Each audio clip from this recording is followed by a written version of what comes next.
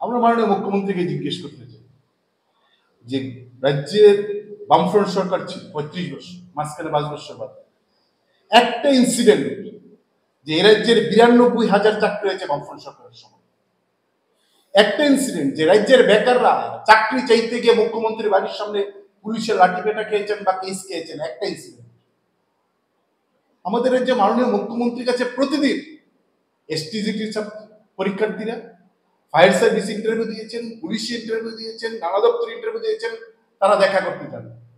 একদিন মাননীয় মুখ্যমন্ত্রী তাদের সঙ্গে দেখা করেছেন। সমস্যা কি? তারা তো আমাদের রাজ্যের ছেলে মেয়ে, তারা চাকরি প্রার্থী, তারা শিক্ষিত, তারা উগ্রবাদী না। তাদের সঙ্গে মাননীয় মুখ্যমন্ত্রী কেন দেখা করতে চান না? কেন একদিন তাদের সঙ্গে কথা বলেননি? কেন তারা যাওয়ার পর পুলিশ তাদের ধমকায়, তাদের উপর লাঠিচার্জ করে, পুলিশ তাদের কেন মামলার ভয় দেখায়?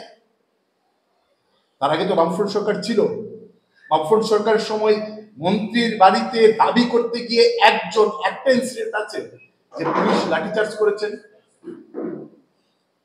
পুলিশ মামলা খেয়েছেন মন্ত্রীর বাড়িতে গিয়ে দাবি জানাতে গিয়ে।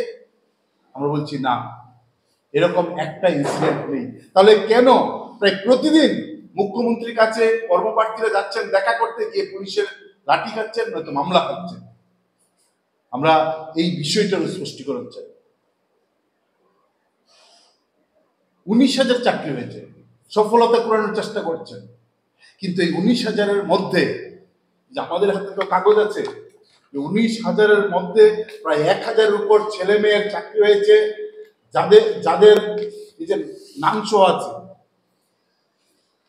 যারা আমাদের রাজ্যের না। গ্রুপ ডি গ্রুপ সি চাকরি হয়েছে বহির রাজ্যের ছেলে মেয়ে, মালদা, বিহার, আসাম।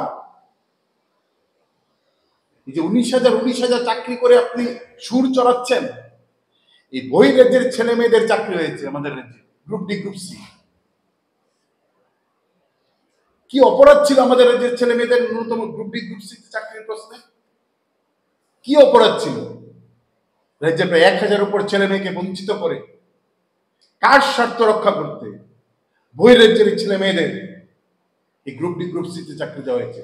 আমরা এই প্রশ্নগুলা মাননীয় মুখ্যমন্ত্রীর কাছে আমরা রাখতে চাই, এবং এই প্রশ্নে আমি কয়েকটা বিষয় আপনাদের সামনে রাখলাম এবং আমাদের রাজ্য সভাপতি আছেন এই প্রশ্নে বলবেন।